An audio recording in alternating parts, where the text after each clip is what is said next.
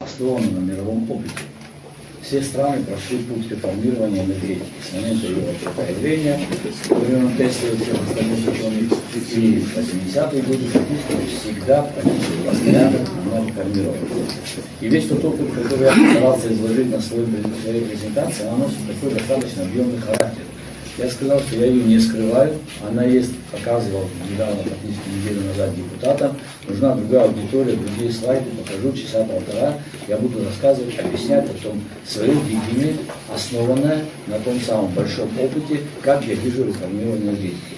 Этот проект будет представляться на основании этих реформ, мы будем писать законопроекты, которые будут согласовываться по парламенту. Никакой самодеятельности здесь нету. Здесь все будет для общественного видения, слушания, видения и так далее. Всем будет доступно. Никакой там завтра, что что-то начнется реформы, нет. Есть только предложения, которые я предложил сегодня и исполнительной власти, и законодательной начать. Если они принципиально будут согласны и готовы к увидению, и также вам готовы представить другую аудиторию здесь недостаточно, то если мы говорим «да», то эту реформу, под эту реформу необходимо написать первое – это закон. Правильно ввести все поправки и изменения в законодательство. С этого начинается реформа. Любая. Без законодательства, изменения законодательства реформу невозможно начать. Я примером, для Беслан Федорович, то, что вас интересует, приведу пример. Вот мы сегодня покупаем электроэнергию за 3 рубля 60 копеек. Это же абсолютно реальность. Кто-то может сказать нет? Мы абсолютно понимаем, что у нас есть дефицит годового потребления электроэнергии 1 миллиард киловатт-часов. Он может по какой-то причине уменьшиться? Будет увеличиваться. Секунду. Вы мне вопрос задали? Нет, я просто задаю для себя. Но вы ко мне обратились, я говорю, да, может уменьшиться ввиду того, что надо поработать с технологическими потерями, насколько усилить работу. Слушайте, насколько уменьшится, давайте, если у нас с вами дискуссия будет, мы пообсуждаем. Я пришел услышать ваши предложения о реформах, говорите, что он будет базироваться. Я же вас пригласил. Тогда... Я же вас пригласил. Сказал, когда я буду показывать, я вас пригласил. И сказал, что все. Хорошо. Уменьшаться. Хорошо, давайте. Объем электроэнергии не будет уменьшаться, он только будет увеличиваться. Конечно, с учетом развития страны. Развитие страны он будет увеличиваться. Мы имеем 3 рубля 60 копеек. О чем говорится в реформе? Я один из маленьких эпизод приведу. Что мы делаем? Нам нужна генерация. Или покупать, или приглашать инвестора. У государства нет денег. Будут. Я считаю, что с моей точки зрения для строительства генерации у него не будут этих средств.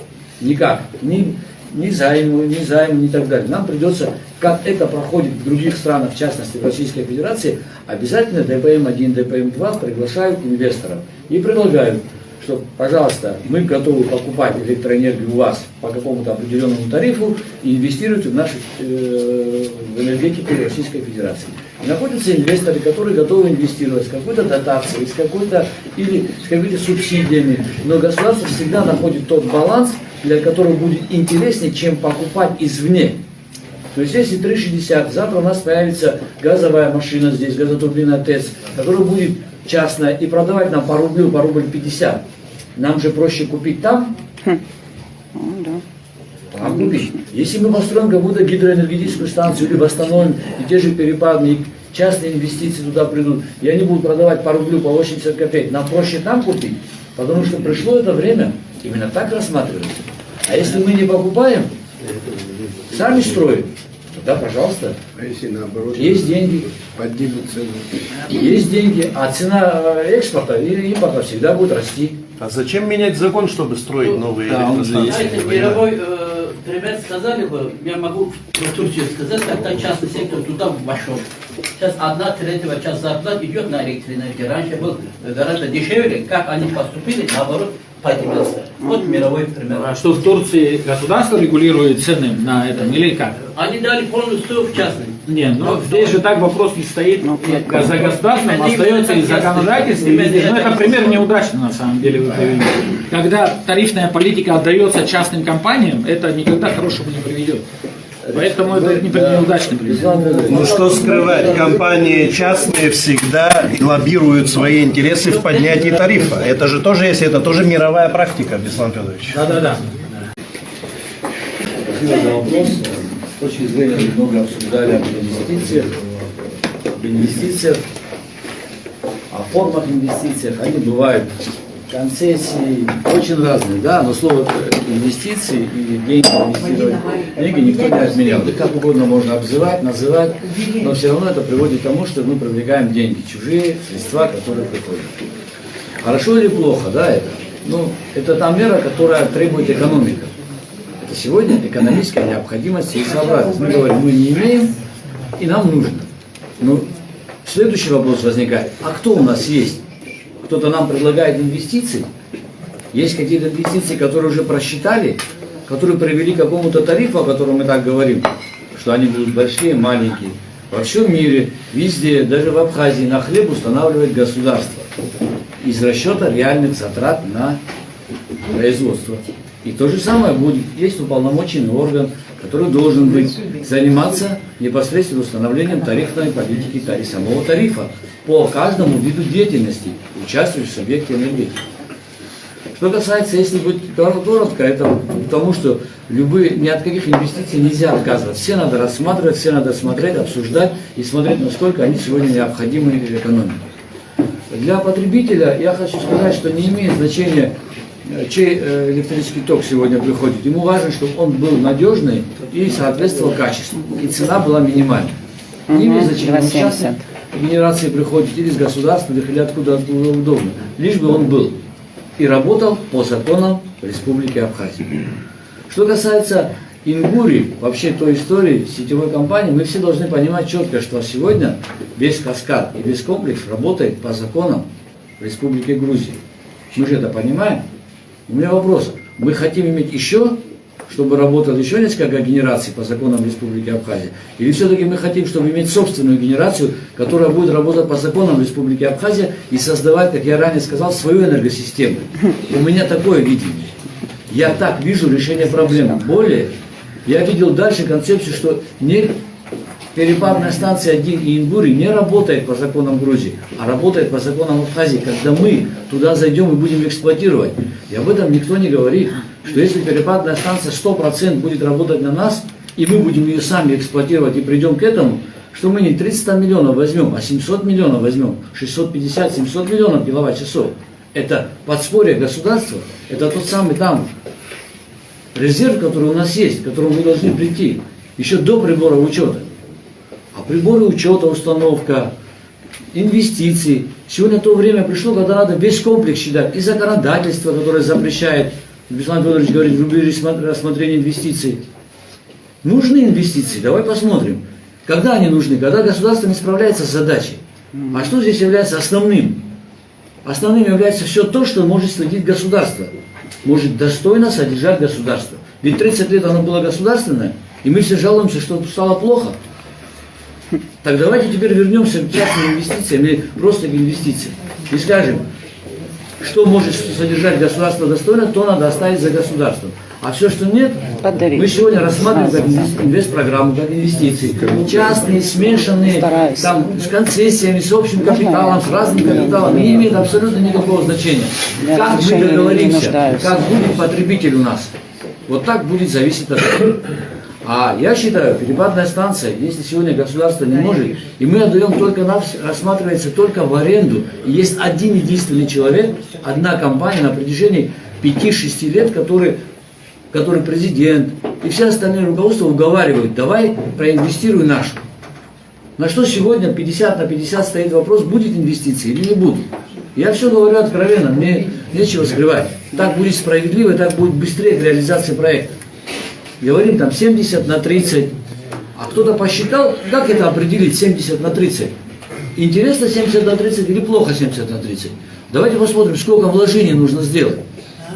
Среднее вложение, данный проект, я немножко отойду назад, скажу вам, в 2012 году, по моему глубокому настоянию, Сергей Васильевич Багапш еще перед смертью написал письмо президенту Путину о том, что, или Медведеву, а Путину, о том, что прошу вас рассмотреть возможность восстановления перепадных станций 2, 3, 4 с целью дальнейшего создания общей энергосистемы. У меня есть письмо, оказать содействие.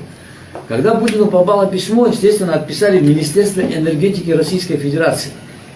Отписанное письмо Министерства энергетики Российской Федерации попало в Русгидро предоставить предложение по восстановлению перепадных станций 2, 3, 4. На что Русгидро выделила 250 миллионов рублей для определения стоимости технико-экономических показателей, чтобы представить Министерству энергетики. Тогда я еще работал, но в 2013 году я уже перевелся туда, в Русгидро работать. И этот проект, как один из всех остальных задач, которые у меня стояли, был поручен мне, так как я его начинал, я его вел, сказали, ты в нем разбираешься, доведи. Компания Пиори тогдашними деньгами оценила 96 миллиардов рублей. Я даже в презентации показываю сам проект. Русгидровский Пиори, там 408 страниц, 3 тома. У меня есть, я его покажу вам, чтобы я не был голословен. Я исхожу из абсолютных цифр, могу в них ошибиться. Но когда я сказал, а какая будет экономика, как будет возврат, ведь все вырабатывает перепадная станция от 80 до 100 миллионов киловатт-часов. Даже если цену электроэнергии мы будем держать рубль, то это 100 миллионов в год выручка. 100 миллионов в год. Снимите эксплуатационные затраты, а вложение 3 миллиарда. Вот сейчас новое расчетное определение, да, укрупненная стоимость. 3 миллиарда. Представляете, сколько лет нужно окупать? 2 миллиарда, 160 миллионов, 3 миллиарда все равно инвестиций. Вот вам сложение. И когда мы это посчитали, когда Русгидро был до Евгения Вячеславовича, говорит, ты знаешь, Резо Платонович, его, наверное, надо будет называть социальным, потому что будем просить у президента, чтобы он выделил его не коммерческим, не бизнесовым, а только как социальный проект. И вот на этой среде все произошло, больше никто движений дальше не делал, больше никто не двигался вперед, и на этом весь проект остановился. И никто ему не придал ноги. Вот так до сегодняшнего дня стоит. В 2017 году, после завершения станции строительства Сухумской ГЭС, один из акционеров, которого я считаю своим другом, близким и достаточно доверительным лицом, я его, вы знаете, я занимаюсь тем, что я знаю, тем, что я люблю, и тем, что я посвятил много лет жизни. Возможно, уже мало времени в жизни осталось, чтобы все остальное посвятить таким прогрессивным настроением. Но я смог его уговорить в 2017 году написать письмо еще президенту, тот, кто был, вы помните, да, о том, что начать восстановление, рассмотреть возможность восстановления перепадной станции 2. Всегда стоял 2, 3, вот в этих производствах. Никакого ответа не было. Никакого. После этого все равно стал такой интерес. Слушай, а как страна, у которой появляется с каждым годом дефицит, неинтересные инвестиции? Не рассматривают их. Даже не смотрят, не приглашают инвестора, который 3 миллиарда готов пронести. А вот теперь сколько лет? И сегодня, просто я уже, вот, у меня спортивный свой профессиональный интерес уже. Мы хотим инвестиций, мы хотим их рассмотреть. Давайте рассмотрим их осознанно, без политики, без политических составляющих. Говорим, я официально заявляю, 3 миллиарда нужны инвестиции. Я покажу все обоснование еще с 2016 года, 14-16 год. Я покажу вам 3 миллиарда, выработка станций 80 миллионов, 100 миллионов. Вот сложите цифры и скажите, этот инвестор нам нужен? Он нам принесет пользу? Всю вырабатываемую электроэнергию, условия отдачи обязательно в общую энергосистему. Других правил нет. И правило устанавливается. Тариф, расчетный тариф Министерства экономики или уполномоченный орган. Правило расчета тарифа. Законодательно принимается парламентом. Правило тоже будет прописано вот в этих реформах, что правило расчета тарифа должно быть утверждено законодательно. Вот вам и ответ. Нужны и не нужны. Вот эта стадия сейчас рассматривается. Если сегодня большая часть общественности говорим, нет, не нужно, и то мнение, о котором там сегодня говорят о том, что не нужны такие инвестиции, все, или разгосударствление, не разгосударствление, это такое слово, разгосударствление, знаете, оно так это в ухо режет, что, знаете, убежать хочется куда-то, да? Что такое, что один человек только родину любит, больше никто не любит, что ли? Или мы что, не участвуем в экономического процесса, или мы никто не должны себя реализовать? Одного нет. Мы все так же любим. Как-то Вячеслав Федорович высказал, хорошо, а что, только вы любите родину? Мы все так же любим. И мы все должны иметь равные права в своей стране. И вот вам, рассмотрите, да или нет. И больше никакого вопроса не стоит целью, задачей, каким-то там правильным, неправильным пути пробраться туда, инвестировать. Оно открыто. Есть другой конкурент, пожалуйста, это лучшие условия. Ведь лучших условий можно добиться там, где есть конкурентная среда.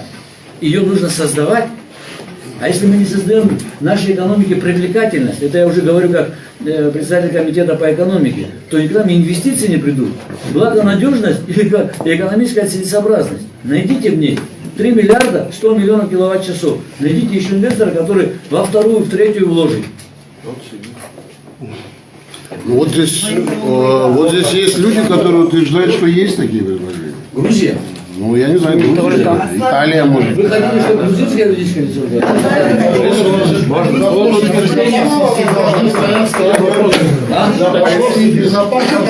Можно там пояснить нам, да? Сегодня у нас и так работает 300 с чем-то человек, и половина из них кто такие, никто не знает. А еще вот на этой канальной полосе будут работать еще огромное количество людей. 150 человек, из них будут 50. Какое движение приняли, а там время покажет. Вообще-то было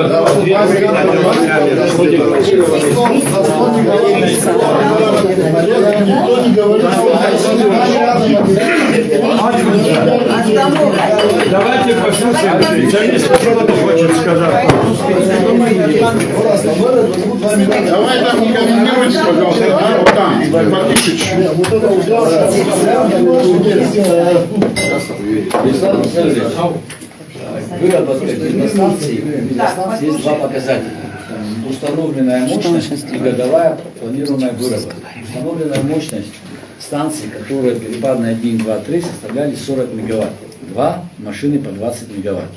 Но это было рассчитано, исходя из водно-технического потенциала воды реки Ингури.